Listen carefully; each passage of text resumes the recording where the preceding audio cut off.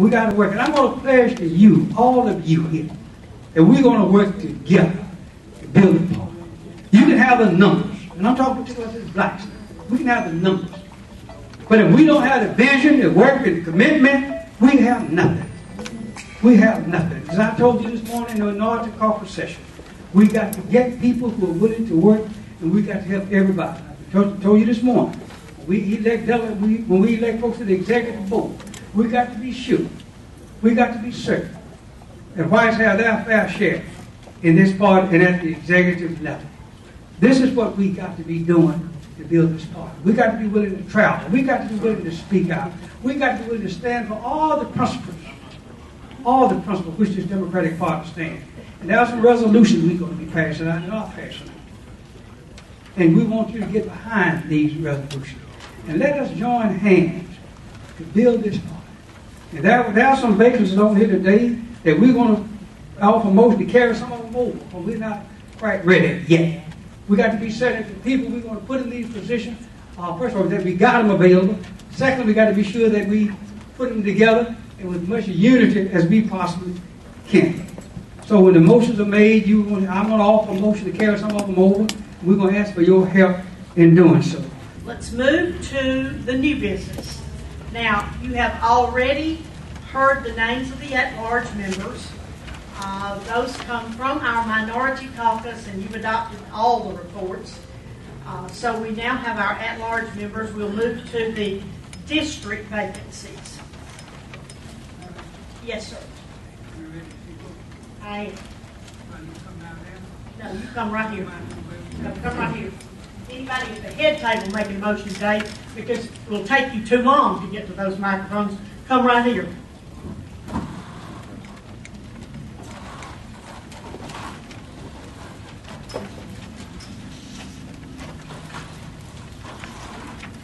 Madam Chair, the members of this body, I'm going to offer a motion consistent with my remarks earlier that there are just very few vacancies that we feel today. These are large people who had qualified before. We let one person always deal with that later on, and then we carry the rest of them over. I'm going to offer a motion that we fill the vacancies of the names that I called, and all other names be carried over to the next meeting.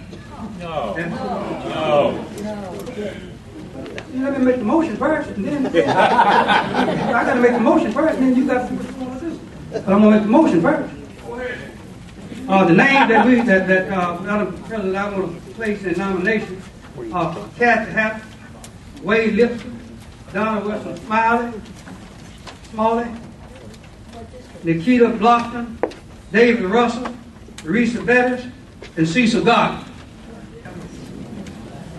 Now, we have a motion before us that is to nominate these individuals for these districts.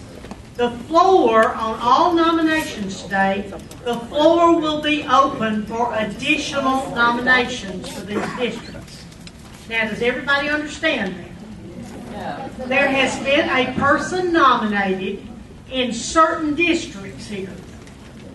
There will be, I'm going to open the floor for other nominations in these districts. Now, the remainder of that motion says, and this is what Vice Chair Reed and Mayor Ford, their motion is to put these people in nomination whose names you heard, and to carry over any other nominations in other districts to the next meeting. Now that's the motion before you. Why? Point of order. Is there debate? Yes, point of order, Madam Chairman. It's my understanding under our bylaws that someone who is going to fill a vacancy on this committee and they're to be elected at a particular meeting to fill that vacancy must be present at that meeting? That is not in the bylaws, but it is a precedent that we have set, and we always ask if that person is present. Is that precedent going to be followed today?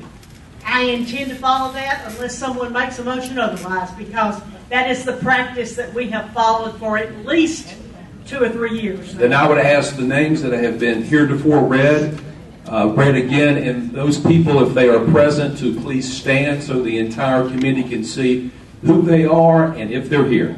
Well, what I'll do is when I get to that district, now if this motion passes or fails, it'll depend on how many of these we go through. Second point of order, Madam Chair, I will call for a roll call vote on this motion.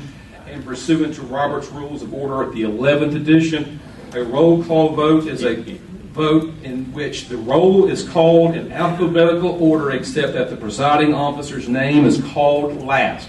I would ask for that particular specific type of roll call vote.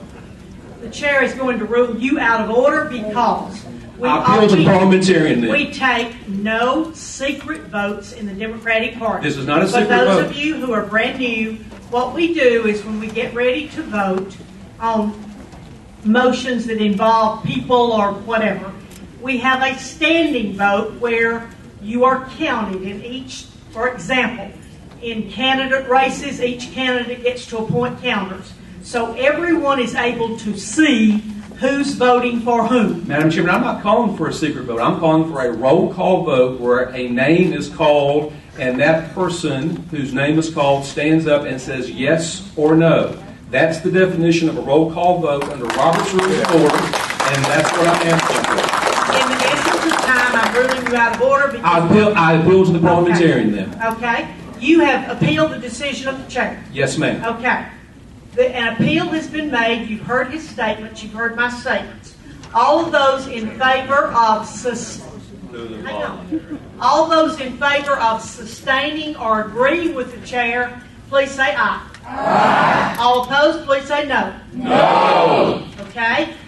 Sounds pretty close to me. We'll have a standing vote too. All those in favor of sustaining the chair's decision or agreeing with the chair, please stand.